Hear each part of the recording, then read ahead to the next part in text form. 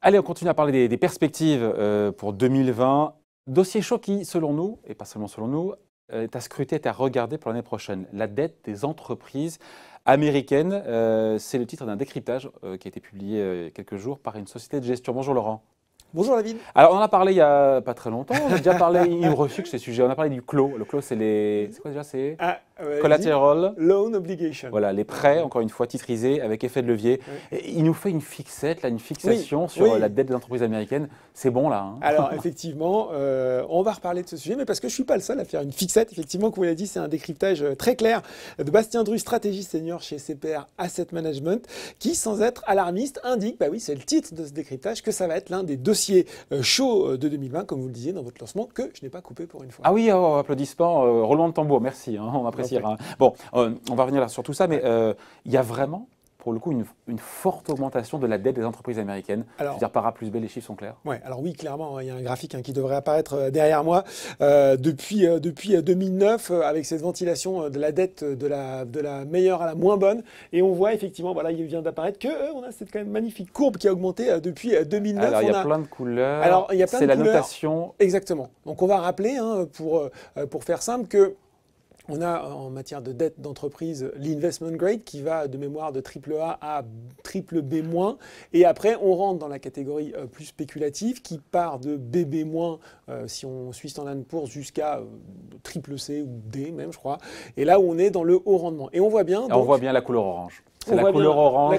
Il y en a de plus en plus. Alors, c'est un triple B, on est encore dans l'investment grade. Oui, mais on est limite. On est limite. Voilà, exactement. On est limite. Et on voit effectivement que cette courbe n'a fait que grandir depuis 2009, qu'on est aujourd'hui à 8 000 milliards de dollars et que cette dette des entreprises non financières, aujourd'hui, c'est 47% du PIB américain. Et c'est effectivement un record.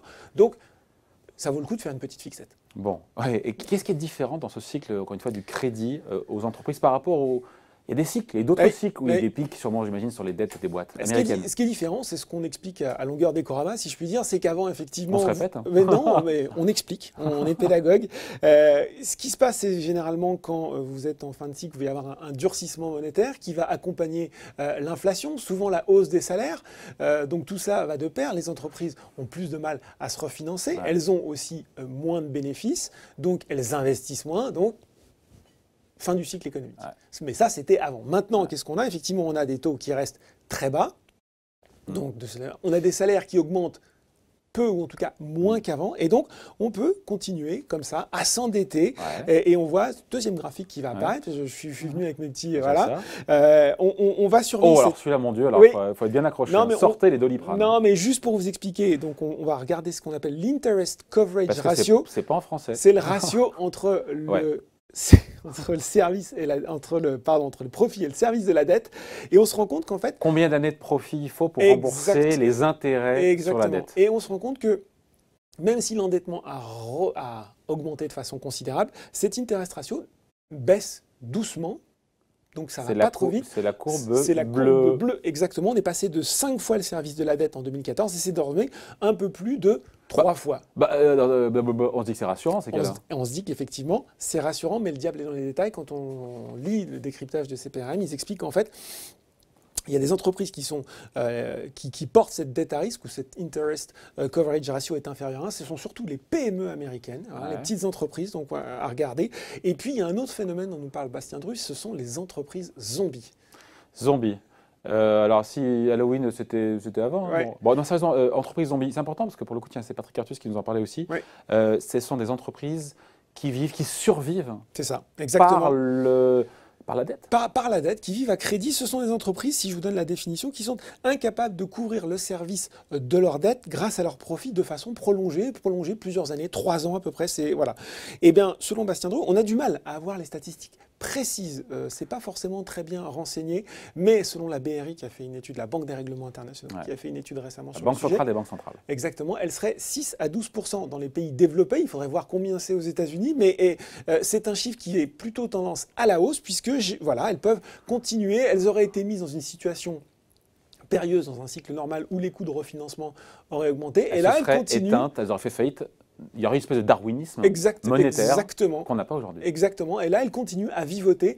Alors, c'est une moins bonne allocation du capital, puisqu'au lieu de financer de l'investissement productif, on finance ces entreprises. Et puis, potentiellement, vous avez là tout un segment assez fragile de l'économie. Et on se dit que, quelque part, pardon, je réfléchis comme ça à voix haute, mais que les banques hésitent à les débrancher parce qu'elles peuvent se prendre des paumes. Et donc, elles refinancent des boîtes zombies au lieu de financer peut-être des jeunes pousses qui auraient besoin de l'argent pour se développer. Voilà, c'est toute la bonne allocation du capital, exactement. Laurent, quels sont les signes qu'il faut qu'on regarde, les paramètres qu'il faudra surveiller dans les prochains mois, les prochains trimestres, pour savoir si justement ce marché tient bon, ou au contraire, à l'inverse, à contrario, à rebours. Ça commence à craquer. Voilà, il y a des on parlait de signaux rouges avec Marc Fiorentino. Là, on a un signal orange clignotant. Alors, selon Bastien Druy, deux choses. Déjà, effectivement, on l'a vu dans le premier graphique, la taille de ce marché des obligations triple B.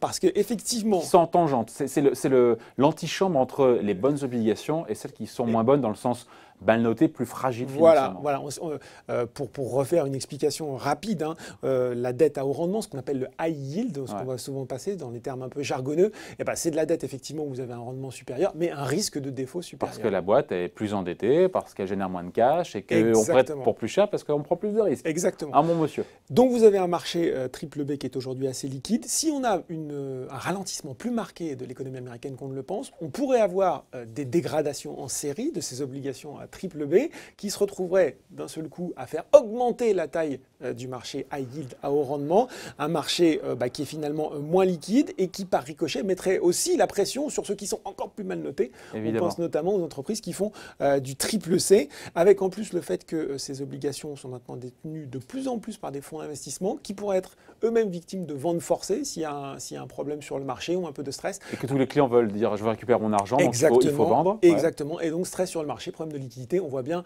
que ce n'est pas le genre de choses qu'on aime pour être resté serein sur un marché financier. Qu'est-ce qu'on regarde d'autre ? Ah, David. Quoi ? Je vais vous reparler. Les clos, les prêts titrisés avec effet de levier. Voilà, je vais vous reparler des CLO et des prêts à effet de levier. Ces prêts à effet de levier qui sont accordés à des entreprises déjà endettées. Alors, on en a déjà parlé, on ne va pas le refaire. On regardera la chronique pour ceux qui le veulent. On a eu la baisse des covenants, ces garanties pour le prêteur depuis au moins depuis le début de l'année. On a eu des effets de levier de plus en plus forts avec des entreprises qui étaient de plus en plus endettées. Et on a eu un accroissement de ces prêts. Donc là aussi, si on se retrouve avec des investisseurs très exposés, avec des tranches très risquées de CLO, les moins bonnes, qu'ils soient eux aussi obligés de faire des ventes forcées sur ce segment qui pourrait contaminer d'autres classes d'actifs. On voit bien un peu ce que ça pourrait donner. L'assèchement aussi des leverage loans, c'est-à-dire finalement, on se rend compte qu'on arrête de prêter parce que ça va pas bien. On sait que les prêts à effet de levier, c'est déjà une grosse partie de refinancement de dettes déjà existantes. Et puis l'autre risque, c'est bien sûr aussi une dégradation des notes. On en avait parlé justement en octobre, ça a commencé, ça commence fort. Un point complément aussi, on se rend compte depuis quelques temps que le marché des obligations à haut rendement commence à décrocher, c'est-à-dire qu'il n'y a pas eu une ruée. Et ça reboucle un peu avec ce que disait Marc Fiorentino, c'est-à-dire que les gens sont restés très investis en actions, mais finalement, la dette à risque américaine, ils en veulent moins, je pense notamment au secteur de l'énergie. Ouais. Donc au final, si on fait un petit bilan de ce qu'on a dit là, on regarde, on scrute, on surveille, mais pour l'instant, on ne panique pas non plus. Oui, on regarde aussi ce sur quoi la Fed fait de la recherche, c'est intéressant, et on se rend compte que l'énorme majorité de la recherche de la Fed, c'est sur l'endettement des entreprises, c'est sur les problèmes d'inéquation de liquidité et de stabilité du marché financier. Donc, on scrute, et pas qu'un peu. Et puis tiens, cerise sur le gâteau, Bastien Druy conclut, ça, on a regardé le volet entreprise, il dit, et du côté des ménages, il va me parler des crédits auto, il faudra des crédits, aussi avoir, mais un œil sur les tarte à la crème, les crédits auto. On en reparle en 2020, David. Auto subprimes et les cartes de crédit, je reviendrai faire une chronique. Bien sûr. Allez, merci beaucoup Laurent. Merci David. Bonne journée, bye.